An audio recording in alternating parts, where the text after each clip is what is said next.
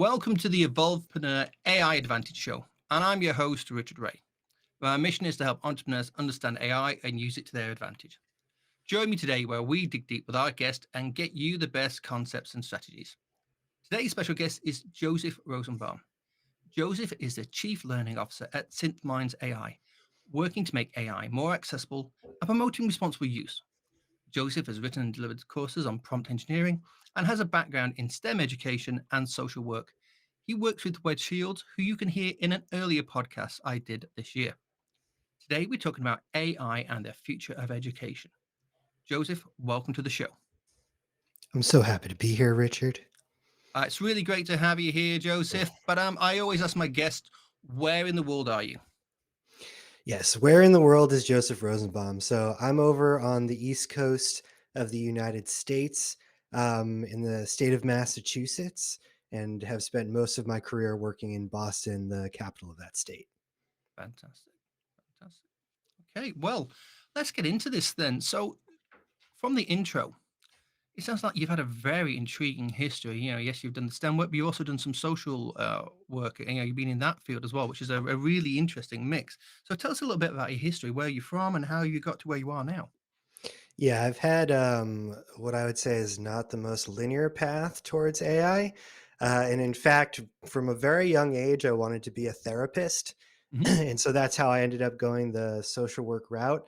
But I became much more fascinated over time, really on the brain, Hmm. how people learn. And got really interested in particularly in early education because there were all these studies coming out that if you really want to intervene in a child's life to have the most impact, you want to do it as early as possible. So that led me sort of more down the not like individually working with early education or in schools, but really thinking about the systems that relate Hmm. to these fields of education. Because I think we all know like the education system, the way it's working right now isn't working for a lot of people. And that is not on any individual teacher or school's fault at all. It's just we have this huge bureaucratic system that worked in a certain period of time and we just haven't really been able to adjust it because we can't pay teachers enough. There's so Hmm. many behavioral things going on, especially after the pandemic, and it's really difficult to keep teachers in the field. So I think it's like as AI was coming, I thought it was really important that like this felt like another systems change where we need to be very hands on with. I spent most of my career, the past 6 or so years, um, running an initiative in Boston that's focused on providing Boston Public School students with hands-on career STEM-related opportunities. So they would be like after-school programs where they'd be doing hands-on STEM, or we'd like take them to a life sciences company or an engineering company where they would actually get to meet the professionals, do some sort of activity with them, and really get them interested in it because we were seeing that like kids hate math and science for whatever reason. It's the coolest stuff ever, but it's also the nerdy stuff, so not everyone likes it. And so that's kind of how I've made my way or transitioned into AI, is that when ChatGPT dropped and I was like, oh my God, this is going to change everything.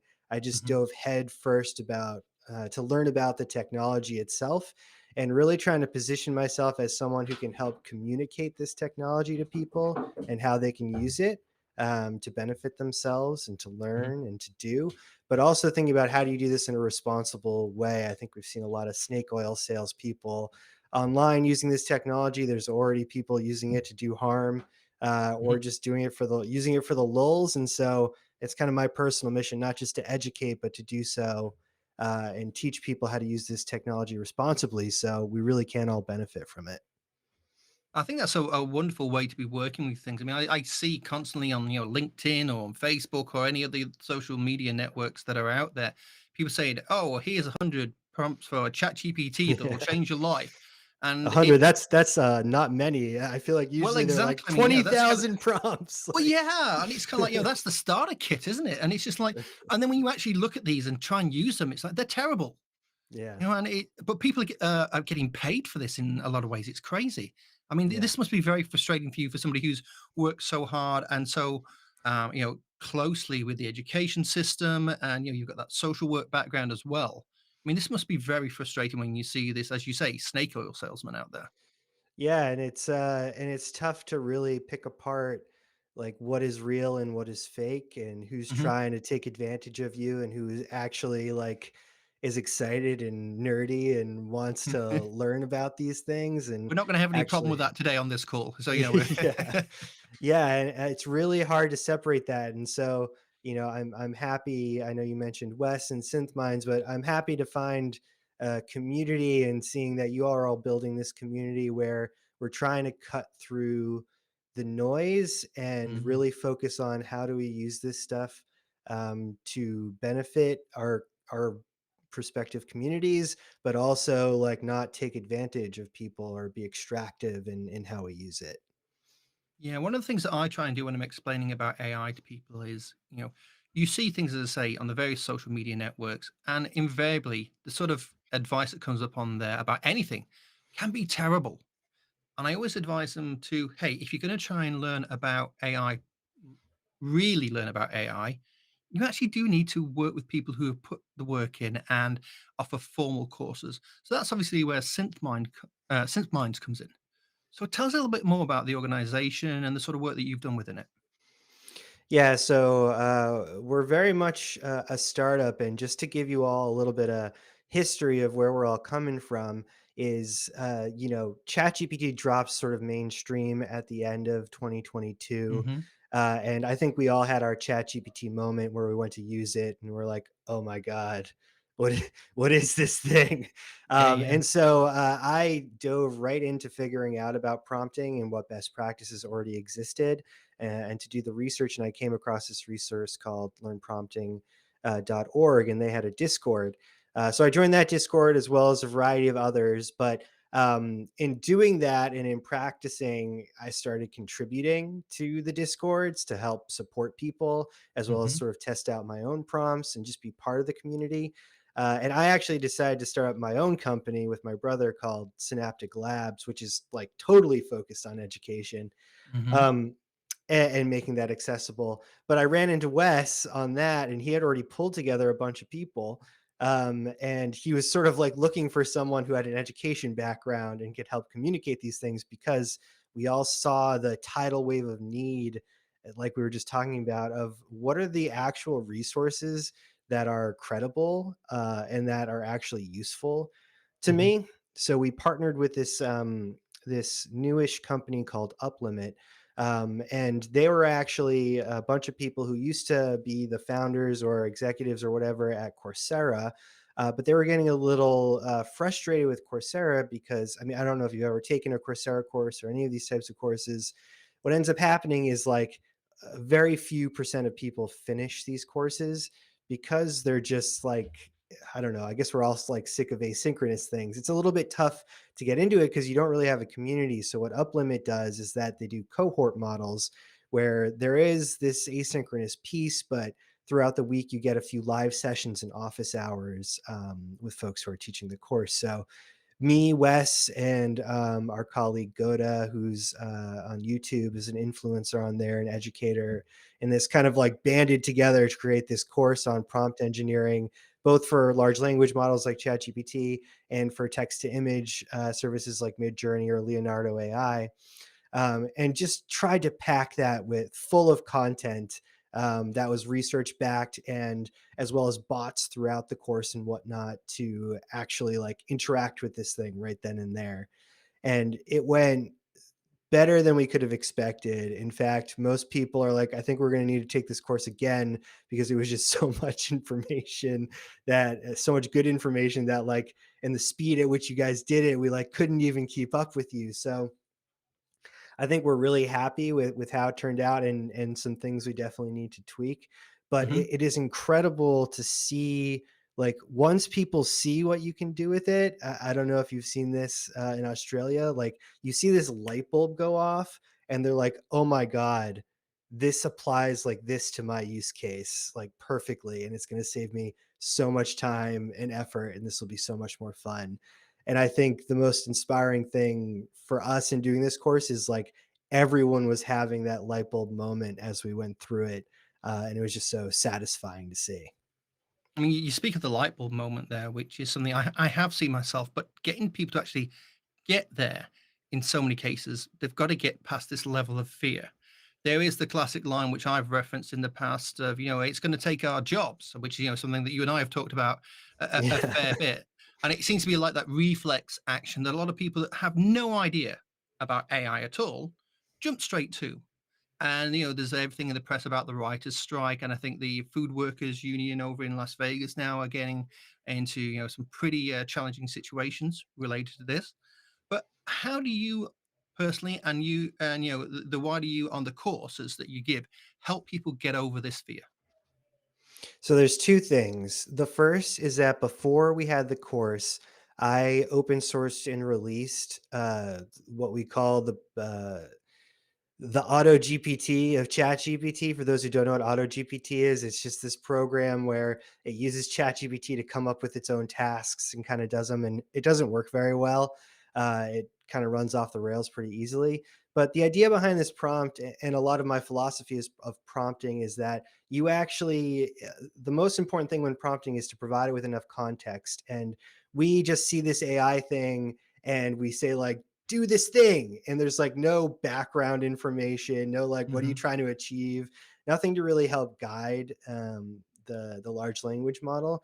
And so I try to flip that and think about it like, how does it ask you questions to gather that context in an agentic way so that it can do the thing that you want to do more effectively, rather than just expecting you to know how much context or instructions to give it.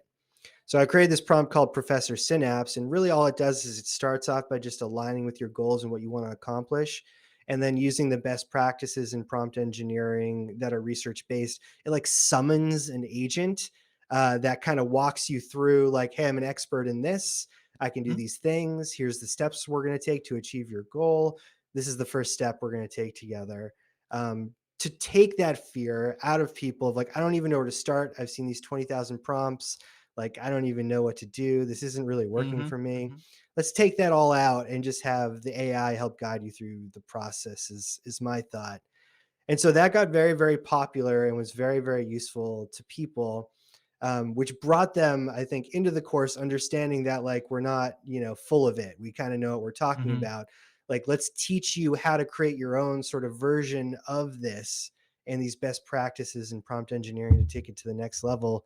And again, people latched onto it, and we're off to the races. We wanted it to be very much hands-on too, so we had these projects which were all sort of business focused. We were kind of flexible, but like your first like week, you're creating a business plan Hmm. in ChatGPT, right? And it's a very straightforward, pretty straightforward thing to do, but something that if I were to do by myself, right, just typing on a computer, it's going to take me hours, days, lots of time. With ChatGPT, you can get the outline and get most of it done in Seconds like, later, yeah. It's, yeah, like in a few hours. So it was really about getting them to like notice, like, I can do this thing incredibly quickly, and I can have a business or use case that is relevant to me. Mhm. And if I've never written a business plan before, you don't need to know how to write a business plan because ChatGPT will walk you through how to write a business plan. So we're just kind of thinking of these things like that of, here are the tools, and let's throw you throw you into the deep end, I guess, Mhm. doing something maybe you're not comfortable with, to show you how easy it actually is once you kind of know how to talk to this thing. You mentioned something which I think a lot of people are missing as well. You're actually getting ChatGPT to ask you questions so it can give you better results. Tell us a little bit more about that. Yeah. So again, the idea is that ChatGPT is only as good as the information you put into it. And we're not very good, I think, generally, of taking like what's in here and putting it on digital paper. It's much easier for us if, like what you're doing now, right, Richard? You're just asking me questions and I'm responding to them based on my context, and I'm saying it out loud. I'm sort of forced to outline the details that we need. And so the idea is to just like gather that by having ChatGPT ask you the right questions. And then within a framework that is common, it can kind of fill in the blanks in terms of summoning what you need and coming up with the tasks to accomplish what you're looking for, and then give you that opportunity again to reflect on that, because maybe it comes up with something, right? And your knee jerk reaction is just going to be to trust this thing. It's very easy, right? To just be like, yeah, Yeah, you got to be ChatGPT a knows little careful exactly. there. We've all heard of the Exactly. hallucinations and this sort of stuff. Yeah. Yeah, and so the way you can get over that is by again reflecting the question back at the end of every output, so that ChatGPT is then saying, are you okay with this? Is there anything you want me to modify or Mhm. adjust? And by doing that, most of the time you're still going to say yes, continue, but it prompts you to be more evaluative of what ChatGPT is saying as part of the design of the conversation, rather than expecting the human to do that on their own. So this sounds awfully similar to the approach that you'd take if you were working with a mentor or an educator and a one-to-one student. So, we are replicating that whole process, but with artificial intelligence. Yeah, it's that is a good analogy of like, you want to treat this thing not as a replacer but an enhancer. And Hmm. not all of us do have the benefit of having an assistant or a mentor or someone you can just ask stupid questions to and not, feel Without judged for judgment. it. Yeah, without judgment, and is willing to walk you through any little thing. And that is something that most people don't have access to. And again, although this thing is not a replacement for humans, it is a very useful way to enhance yourself and do things you didn't think you were able to do before. Oh, that's very cool. So let's focus on the education side of things because we are talking about the future of education using AI today. So a lot of people I've talked to who are really concerned about this, about AI, and especially ChatGPT, are educators of some description. They think that students are going to go out there and just have all their papers written for them, and then they come back and the papers have got hallucinations and all this sort of stuff in there, and they won't be able to tell. But we need to go beyond that, obviously. So if let's start at the top. If you're talking about an education authority, if you're talking about, not the school, not the university, but actually statewide, countrywide, what's the sort of message we need to get into these organizations about using AI and how they can embrace it? Yeah. So before I answer that question, I actually want to ask you a question, Richard, which Mhm. is like, what is the culture around this in Australia right now? AI generally, but Mhm. AI specifically for education. Like, what's the conversation like going on in Australia right now? Well, there is certainly a lot of conversations happening at high level at government, and I see various authorities in different parts of Australia trying very hard to understand what is happening and to plan for the future. However, bit like America, we are state based. So what gets decided in one state, I'm in Queensland, and you've got New South Wales, you've got Victoria, you've got Western Australia, and several others. It's not always going to be applied across all of the different areas. So Hmm. sadly, you do have to work individually with the different groups, which is not a problem, but it's just part of the way that you have to work. So there is a lot of work happening in that direction, but it still goes back to the classic concept of, and I think this kind of mirrors what you said earlier on, trying to keep up with something that's so new and so fast moving. As you say, ChatGPT landed late last year, November, if I remember correctly. And now Hmm. we have several other services out there. You look at the recent updates to Google's Bard. There is this kind of, I would say, a feeling of concern about what is going to be done. This mirrors what probably happened when PCs first came out, when calculators came out, for goodness sake. How are they going to make use of these in a smart way? But there is certainly a recognition that AI is a game changer without a shadow of a doubt. But how they go about it, that's the big question. Hmm. Yeah, I think that's generally the vibe over here as well. Like, Mhm. people are balancing excitement and terror, like Mhm. all in one go, because as much as we freaked out about things like the calculator and cameras and stuff like that, and there are all these technologies people freaked out about, and some have had negative impacts. You can think about just the first AI moment we had as a world, which was social media. Mhm. Hasn't turned out exactly. I mean, it's done amazing things, but I think we have a love hate relationship with it, right? Like, it's connected us to tons of people, but also it's brought out the worst in some of us and caused many issues. And so Enabled the things that should never have happened. exactly, and the problem with AI in general, right, is that it actually puts a ton of power into the hands of both individuals and people who are currently in power. It raises everybody, but it Mhm, creates opportunities to cause significant harm if not used properly.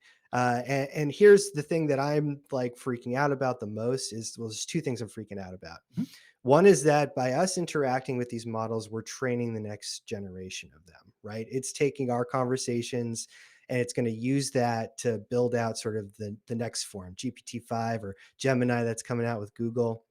mhm. And so, like, to me, that means we need as many good people as possible using these tools in beneficial ways, because that will teach the models to act that way and align with our preferences and not cause harm. But if more bad people are using it, then we're getting to the situation where like all the snake oils people are the first to the to chat GPT and are the overwhelming majority of people who use it. That's going to be teaching chat GPT these biases and Mhm. these moral things that not all of us are going to agree with. So I think it's important to consider that, where like if you're afraid to use it, please use it and use it in a beneficial way, because you're actually contributing to the future of how this is going to work out for the rest of us. I think Um, that's a really important point. I just want to go into this for a second because by using ChatGPT in a positive way, we have that potential to protect the future. Because when I look at some of the things that happen, people go on there and they say terrible things and they try and trick ChatGPT, and it's a learning model. You know, things move forward and it constantly is refined. And we've all heard stories about how ChatGPT is getting dumber now because of the feedback it's had. These sorts of things, but it almost feels like there's a responsibility to go on there and give it real information, give it the correct sort of thoughts, so it does things in an ethical way moving forward. Because it is just a mirror of ourselves in so many ways. mhm. Yeah, absolutely. Um, I'm forgetting what my second point was. Ah, sorry, I do apologize. So I It's did okay. interrupt you. No, no. I mean, we were talking about the education side of things, and how can the education authorities, the educators themselves, really embrace this and make sure it's used in a smart way. Yeah, so then I guess that's reminding me. So the point is that not only do we have to be modeling for it how to use it this way, we need to be modeling for students, primarily like kids K through 12, or we'll even say college or university. How do you use this thing in a responsible way that is actually going to not just be a cheat code, right, for writing essays? I don't know. Have you heard of what's been going on at Khan Academy with Conmigo and what they're No, tell releasing? us about it. So, Khan Academy has all these amazing online, most of them free resources for educators. And so they got really early access to GPT-4 and have been developing their own sort of top layer model on top of that for education. And so typically, right, what we worry about right now is a kid's going home, they have this essay, they say, ChatGPT, write me this essay. And it writes the essay. Kid gets an F because either the teacher used a plagiarism or AI checker that doesn't work, or they forgot to remove as an AI language model.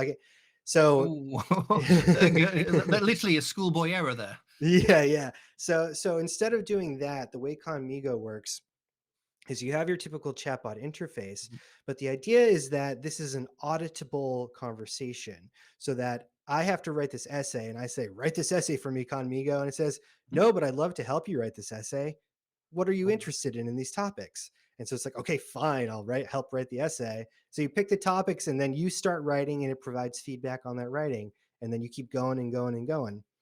The amazing thing here is that then on the back end, the teacher sees a dashboard and it can see each individual student, how much time did they take having a conversation with this bot, and what was the final product, as well as the whole conversation. And so you can't just go and say, ChatGPT, write this thing. It's really about, we're actually outlining your thought process and developing this thing. And then they have these other fun functionalities where like you can talk to Albert Einstein or Hmm. whatever, it's just like it's just a little bot that they have, that's just based on It makes it fun famous and figures or interesting as whatever. well. Yeah. Because you're having a conversation with that historical figure, rather than maybe reading a dry textbook about it. So that's a really cool, first look, I think, into the future of education and what we're going to start to see come into the market. But this is a way too where it's by design, it's teaching a student how to use a tool in a way that actually enhances their education and their experience and their ability to like think through and understand things, because you have this 24/7 never judgmental thing in the computer that Never gets you can talk tired. to. Yeah, it's always there. Yeah. Yeah. Now this is very interesting. I mean, the sort of courses that you put out there. I mean, have you got an example of where you've really seen somebody turn around? They've come in, they've been terrified, or there's been a student, or anybody really, and they've used your course, and boom, they grab it and they run with it because they've just been kind of blown away by this. Yeah, so we got a lot of different stories, but one of them that stands out to me, which reflects these other stories, that when I created that Professor Synapse prompt, there's two sections in it that are you can edit and do whatever you want, and these sections are commands and rules. Mhm. Commands are like little shortcuts where you can just do like forward slash word explanation of what the word should do. Rules are however you want it to interact with you. Okay. And this one person who was part of the class has a form of dyslexia. And he was like, I really prefer when things are bulleted or numbered. It, for whatever reason, it just allows me to take in the information better. Can I use your prompt or ChatGPT to do this? And I'm like, yes, it's literally as easy as putting in the rules, you know, You want it to do uh, that. please do this. This is what it should look like. And it was just like a it's like there's this sense of like, I didn't realize that I could just ask it to do this thing and it would do it. And there's all these other emergent qualities that we're finding in all these large language models that people will ask me as like, I'm not I don't call myself an expert because no one's an expert right now. We're all pioneers at the moment. You're But one they'll page ask ahead me, in the manual. yeah, yeah. So people will ask me like, can I do this? And I'm like, try it. I don't know. It's like you What's the really worst that can don't happen? know. Yeah. And that's the whole thing. It's like literally there's nothing bad that can happen. The worst it'll do is it'll hallucinate, Mm. which make sure you're looking out for that. Needs a little bit of checking. Yeah. Or it'll say, I can't do that. Sorry, it's not within my capabilities. So it's there's very low risk for experimentation, but I feel like people are like scared to experiment or like Hmm. I don't know what it is, or they don't even think about it. And then you're like, just try, and they're like, I didn't think of that. They're like, Hmm. how do I do this thing in Google Sheets or whatever? I'm like, have you tried asking ChatGPT yet? It's like you can just ask it anything. I mean, and when you get into the sort of plugins that you can now add to ChatGPT when you're using ChatGPT 4, you get to amazing things that are possible. Yeah. That's don't worry. We've had plenty of pets on this show before. It's always good to have a special guest. It's not a problem. Yes, It's not a my problem at all. dog Bogey. Yeah, Just the one click. plugins are janky for sure. They're not quite there yet, but there are a few that I really really like. Hmm. Ask your PDF, because it just Hmm. makes it so you can just have a conversation with a PDF, and there's many of them like that. Hmm. And then there's the Wikipedia one that came out not too long ago, which I love because I just love Wikipedia, and knowing that it's able to reference Wikipedia before giving me an answer to something like is just going to bring those hallucinations way down. That's great news. And outside of traditional education, I'm assuming that the same methodologies, the same approaches will work for any level of education. Yeah, I mean, uh, I wouldn't say that necessarily. It really depends because the younger grades, they're going to need different sorts of resources. And I think Mhm. one thing we have to think about right now is that really, and this is what's tough, is students shouldn't be using like vanilla chat GPT in the classroom yet. And I say that because there's just no way to control, right, what the outputs are going to be. So kids are just going to be kids. They're going to do Hmm. completely They're not going to be inappropriate scared. things. They're just Yeah, going to and try it. they're just gonna try it, but they're gonna do kid teenager things and make it say stupid things or lie or swear or whatever. Yeah, yeah. And you just have to expect that. And because of that, and because you can't control that right now, this shouldn't be like literally in the classroom. That being said, I think it would be stupid not to assume kids are using this at home and trying to balance that line of we can't use this in the classroom, but if you were to use it, maybe I have like an extra credit thing. Like if you can use it in this way, improve this thing, and Mhm. send me your conversation, well, that's some extra credit. Or just thinking about ways of like, you don't have to do it this way, but if you're interested in using this tool, I'm going to give you points to use it in a responsible way. I'm going to give you encouragement in how you can use this instead of just saying, ChatGPT, write me this essay or whatever it might be. Now, you've said something that's really interesting there, and just takes it back to the analogy of when people first started to use calculators, or when you're doing any sort of maths exam. I was always taught, and everybody I speak to will say the same thing usually. The examiners always said, "Show us your working out. Show us how you Yeah. came to this answer." Yes. And that is a great analogy with what you just said. It's, hey, you look, I know you're going to use ChatGPT, but show me that conversation. Show me how you got to where you are. Uh, so at that point, the educator's got to have some context of how to maybe tweak those prompts if they see a challenge with what the students put in there. And so that's a new level of learning, which is very exciting because again, this is if we can start to reframe any language or any instructions that we're giving people along the lines of things that have worked in the past. If we rather than it being completely new, if you say, "Hey, this is just like using the calculator, fine, you'll get the answer, but I still need to know how you got there." Hmm. I think it's super, super important. I think that's very Yeah, exciting because I stuff. think the thing we don't want to lose as human beings is our ability to think creatively and critically Mhm, about things. And there is definitely a way to use ChatGPT where you will lose those skills. mhm, But there is also a way to use ChatGPT which just supercharges those skills. And so it's really important that all of us, again, are modeling the how versus the what. Like mhm, the mhm. whether or not you're using this tool is not important or as important as how you are using this tool. And I think that there is this fine gray spot. We are actually, so Wes and I did this talk at a conference about AI and education, and we kind of split it up based on um, one of our friends called AI for Education. They have this Mhm. nice graphic where it's like, okay, you have like four options. You can either like outright ban it, you can like go behind people's backs and just do it. You might have autonomy as a teacher. They're just saying like, do you teachers, or they have like a school-wide implementation plan.